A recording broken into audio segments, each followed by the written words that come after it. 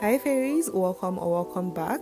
So at the beginning of November, I made a video where TBR jar prompts picked my November TBR and 10 books were chosen. But as at the 29th of November, I had only read 3 books. Yeah. So come with me in this video as I try to read as many books as I can from my TBR in just 2 days. Hi fairies, welcome back. You've already seen the intro of this video, so I'm not even going to start yapping as I do. But yeah, first book I'm going to be reading is this book, Becoming Lucy by Martha Rogers. This is a Christian romance, and I actually decided to reread all of the Christian romances I read when I was younger because I found a bunch of them in my room. And this is the first one I'm picking up. I added it to my November TBR because I really just wanted to start off with it and read it. And yeah, it's apparently about a 17-year-old girl called Lucinda, and her parents die unfortunately, and she's sent to live in Oklahoma with her aunt and her uncle, and they own a ranch. So obviously she's not about that life. She's like very prim and proper, knows nothing about country life, ranch life. So things don't go well for her, I guess. She had a hard time adjusting all of that. Obviously she's still grieving, but then yeah, there's also a love interest who works at this ranch that her aunt and her uncle own, and also lives in the same, compound area. And yeah, apparently he's going through his own struggles, but obviously they fall in love, and I guess they uplift each other. I don't really know, to be honest, but I'm really excited. I think I'll give you more of a synopsis or whatever when I actually get into the book. I'll give you my initial thoughts and just how I'm feeling about the book. It's so like worn out because I've literally had this book. I'm pretty sure this book is like 10 years old, like with me. Like, look how worn out it is. But I think that's like, there's a beauty in that, the fact that I've been able to keep this for so long. And I honestly think I will in fact keep it for even longer. It's just like a bit of a time capsule of sorts for me. And yeah, I feel like it's going to be very nostalgic, even though I don't really remember anything that happened in this book apart from what I just read in the blurb.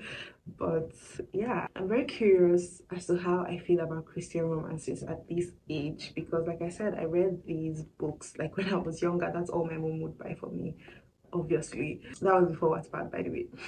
I'm interested in seeing how I feel about it now, because I personally don't like romance books, especially romance books of today where there's so much spice and like there's barely any actual, relationship being built. It's mostly physical, mostly like lustful, and I just don't. That doesn't interest me, and I honestly find it quite cringe sometimes. So I think I would like this a lot, because obviously it's a Christian romance. There's not going to be any spice, nothing like that. So I think there's more of an opportunity to actually build a relationship based on like emotions and feelings and things other than physical attraction. So yeah, I'm going to start reading this now. I'll read a few chapters and give you initial thoughts, and then I'll just like go ahead and read it all. I will see you pretty soon.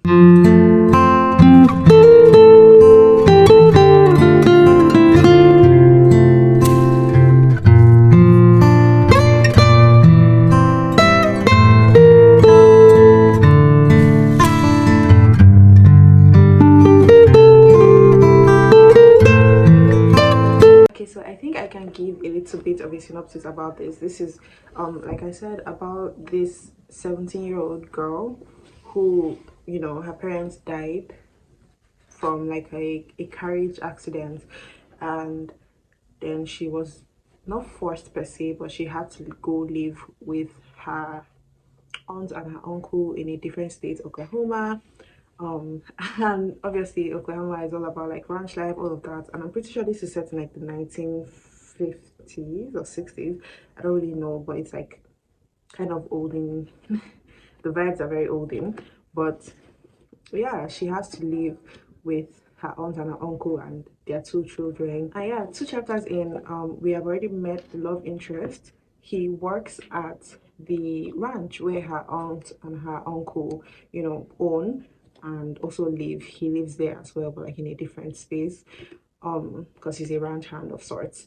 So yeah, they're already like casting glances at each other, and for some reason her aunt and her uncle are already being like, oh, I noticed something between them, but like they just met, they literally just met, like it's been less than 24 hours. So I'm like, I don't really understand that.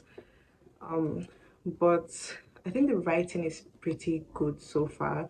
Nothing spectacular, but like still very inspired and clear.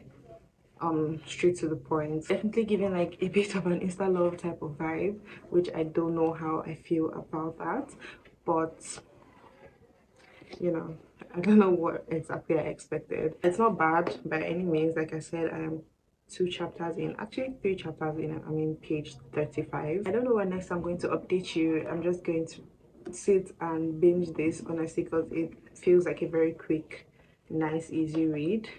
Nothing spectacular by any means right off the bat, but still a nice read.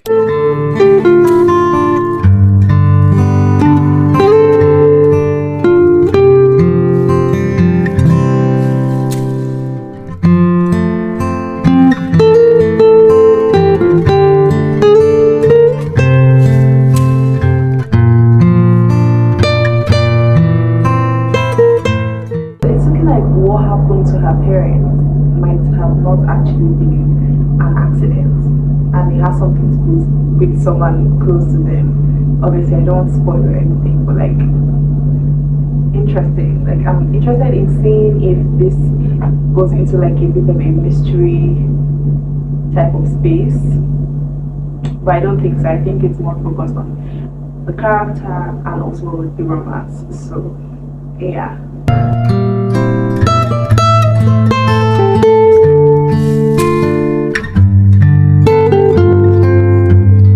Hey guys, it's later in the day and I have in fact finished this book. I really enjoyed it. You know, at first I thought Lucinda was going to be able to be a mean girl, because she was raised all prim and proper and is now like not very suited to this whole ranch lifestyle, but she was actually very kind, very receptive, eager to learn. And while it was a bit hard for her to get really into the whole lifestyle and, you know, get used to it, she still was very welcoming and very, you know, open to everything. So I really liked that about her. She had a very good character, which is not, you know, necessarily surprising considering she was raised like very Christian and all that. But yeah, I liked her character and the way she carried herself a lot. We just watched her navigate the whole going from Detroit, you know, living the whole upper class lifestyle to a bit of a middle class type situation on a ranch in a whole different state, building relationships with her cousins and also new friends, as well as this whole budding romance that she had with Jake, who also had, you know, a lot of struggles of his own and problems that he was sorting out. Throughout this book, we like see him grapple with something that he supposedly did, like a crime he supposedly committed in the past, and that is holding him back from accepting God's love as well as his feelings for Lucinda. But eventually, you know, he lets everything out. Things play out the way they would in reality, I think, and I really enjoyed that. I liked their romance quite a lot.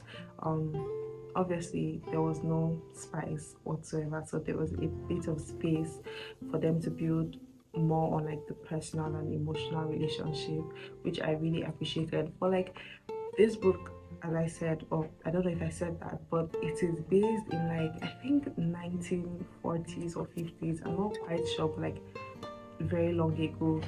And yeah, they still have this whole mentality about girls not really being able to really get intimate, and by intimate I don't mean physical intimacy, I mean just like regular intimacy.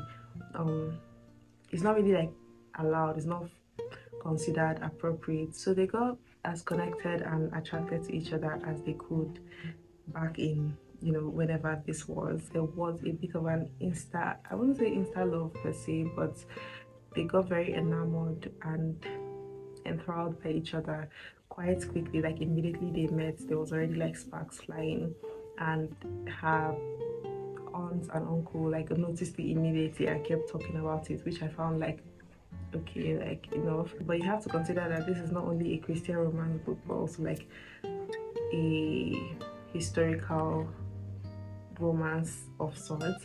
So they were very like protective of her and her innocence. Definitely a lot of Christian connotations and just like religious comments. So obviously, I don't know why you would read a book like this if you're not into that. So don't do that, I guess, because you would probably not like this. Lots of going to church, talking about church, talking about the word of God, which personally I enjoyed. I didn't find it too bad. I didn't find it cringe as I thought I would, and I didn't find this book in general as cringe as I thought I would. I thought it would be a little bit juvenile or so, and I really didn't think of it that way. I quite enjoyed it for what it was. And yeah, there was also a little bit of a subplot, like a mystery subplot, which honestly I think the book could have done without, but I like how it was integrated. I did enjoy it, and I enjoyed this book in general. I think I'm going to settle on like a 3.5, 3.75. I'm not quite sure, because I liked it, but there wasn't like much substance to it. Like, that's my gripe that I constantly have with romance books. There's not much for me to actually hold on to. So I think I'm going to give it like a 3.5. I definitely recommend if you're into Christian romance books, because it was an enjoyable read. The writing was pretty good, like nothing profound or special by any means, but it was clear, it was inspired. So I appreciated that. The next book on my TBR that I actually started reading is this book, If There Be Thorns. But I got 25 pages in and realized that, you know, something is off. So I googled it and found out that this is actually the third book in an 8-part series. So yeah, I decided to download the first 2 books, you know, as ebooks on my iPad. So I'm going to read the first book instead of this book for this video. You know, it's basically the same thing. I don't want to read this book. I feel like I could, but I don't want to read this book, you know, out of order, because I feel like this could be a series that I enjoy. This book, I'm pretty sure, is like almost 100 years old from what I saw, like this series. So that's very interesting. I feel like this could be a series that I would like to collect at some point. It is a gothic horror type book, and apparently it gets very intense. It follows a family like throughout generations, I'm pretty sure. So yeah, I'm quite intrigued and excited to get into the book. This is the first book and I will be starting it right now. I'll see you when I see you.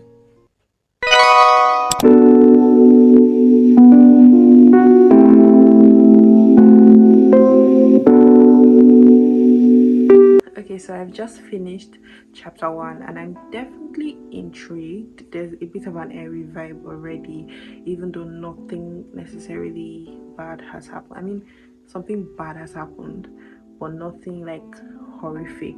The chapters are quite long, which is not my favorite thing in the world, but yeah, I think this could be very interesting. I really hope you like shocks me, because that's one thing I always look for when I'm reading like horror and thriller books. Like, I want to be shocked, I want to be like surprised, I want to be gagged, I want to be disgusted.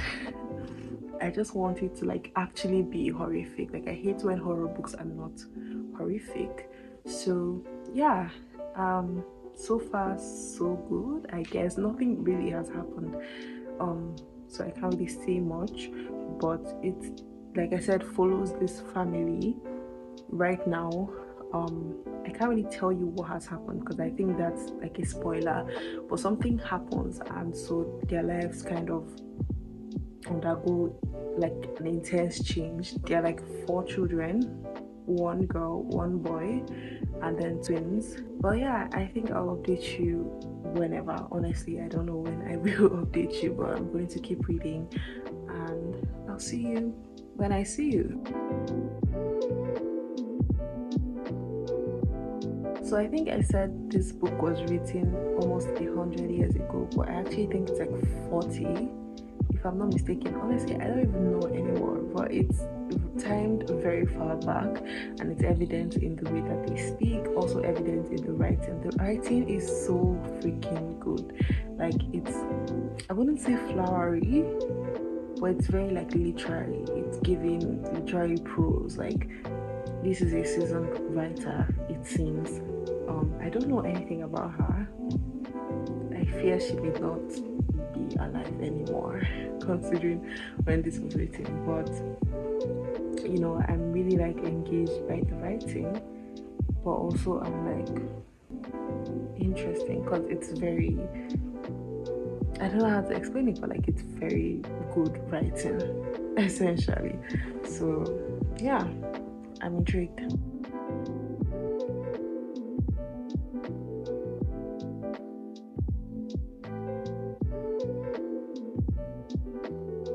Their mom is kind of pissing me off. She's kind of a bad mom, just saying.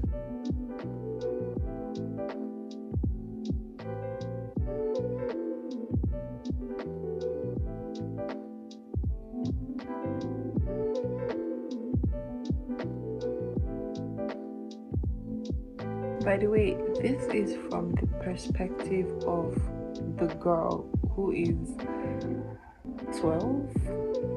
Yeah, she's 12. When it first started, she was 8, I believe, but now she's 12. So I don't know if this is going to follow like her entire life, but I'm interested in seeing how that plays out. I will say it doesn't sound necessarily like the way a 12-year-old would actually think. Like, it's kind of too profound, like what is being said, for a 12-year-old to be thinking and be saying. It's a bit, you know.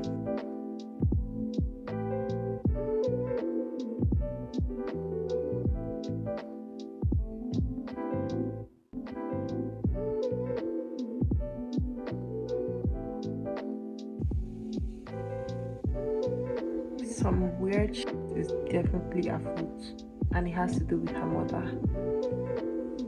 She's sus as hell.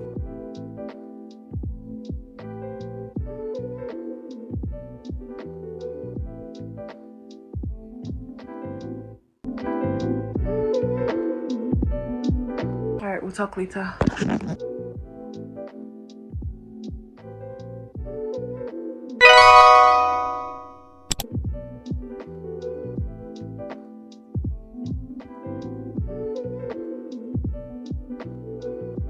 Hey guys, so it's the next day and I did finish Flowers in the Attic, and let me just say, this is definitely one of the most fucked up, if not the most fucked up book I have ever read. Like, it's not even like thrilling per se, it's just very irritating, disgusting, like incest, abuse, child abuse, like on several different levels, and it was a lot. I don't really get triggered by stuff on books, but I had to take breathers between chapters because I could not deal. Like, it was so weird. Like, I don't know what this author was thinking, or like, obviously it's a dark, gothic horror, and it was expected, but oh my god, I just did not think like it would go the way that it did. Like, the incest, first of all, is just, and like the book made you pity them and feel bad for them, but like it's so morally like ambiguous and not even like morally gray.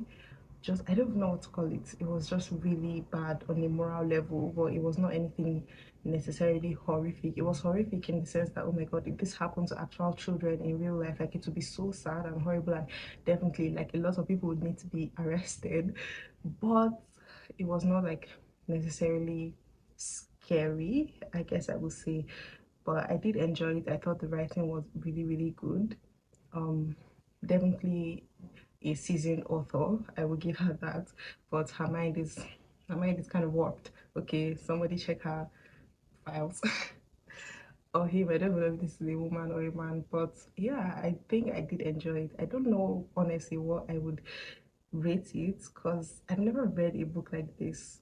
There was no like big blowout, like a thriller. There was nothing like that would shock you necessarily at the end. It was just like a bunch of things coming together and making sense and just flowing with the plot and following the characters.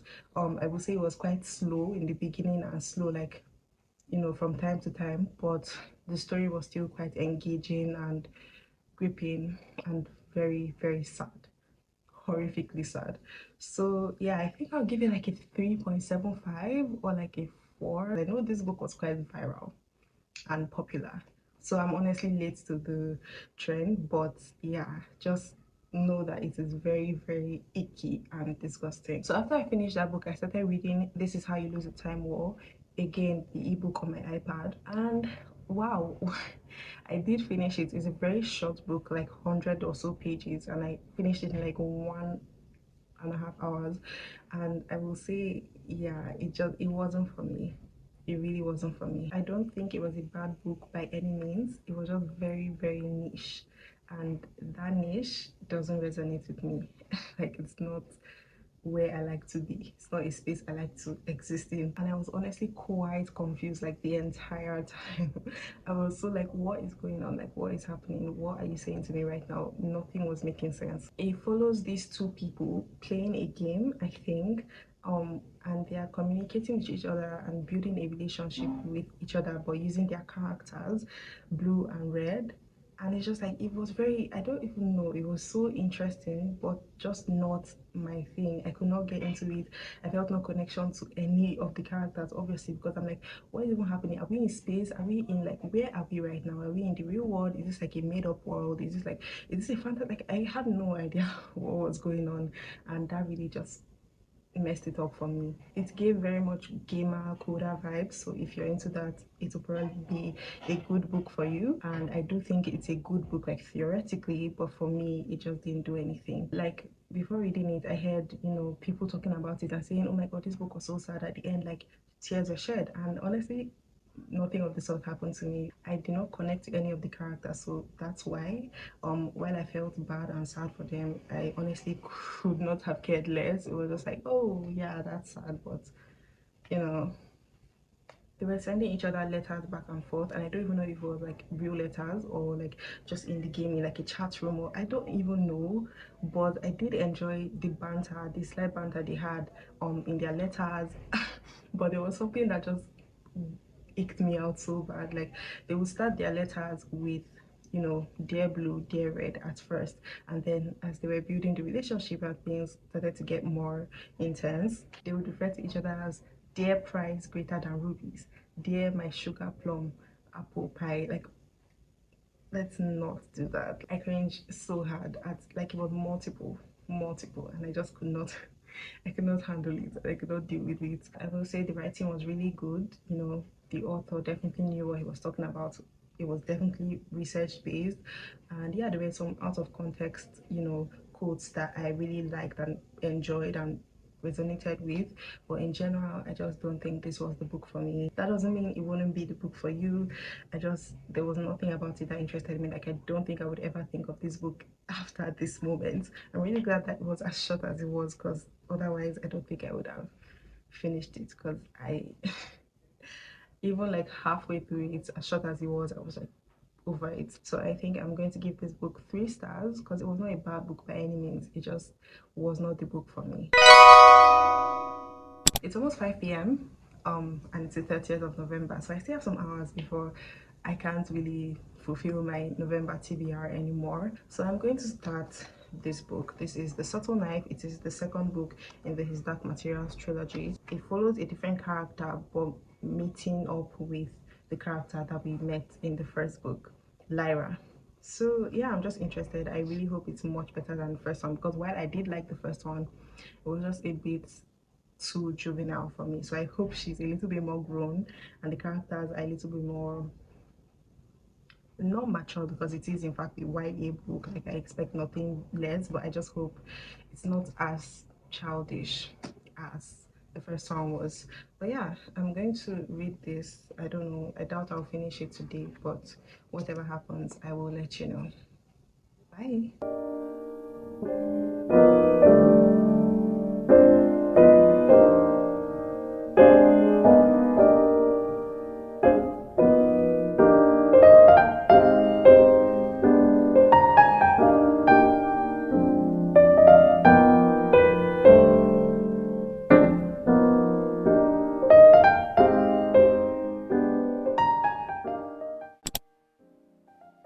Hey guys, it's actually the 2nd of December and I'm here to close out this video. Obviously, the month of November has ended and so has my November TBR.